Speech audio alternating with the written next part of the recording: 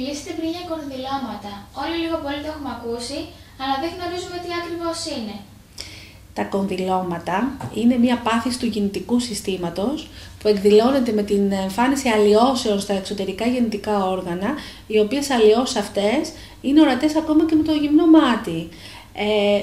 Προκαλούν έντονο κνισμό, έτσι, και δυσάρεστη αίσθηση στην περιοχή των γεννητικών οργάνων. Προκαλούνται κατεξοχήν από τον ιό HPV, όλους τους οροτύπους του ιού HPV, αλλά κυρίως από τον 6 και τον 11, και η θεραπεία τους είναι η τοπική καυτηρίαση ή η χειρουργική εξαίρεση, αλλά έχουν την ιδιαιτερότητα ότι υποτροπιάζουν, δηλαδή επανεμφανίζονται. Μπορεί να κάνεις θεραπεία και να εμφανιστούν πάλι.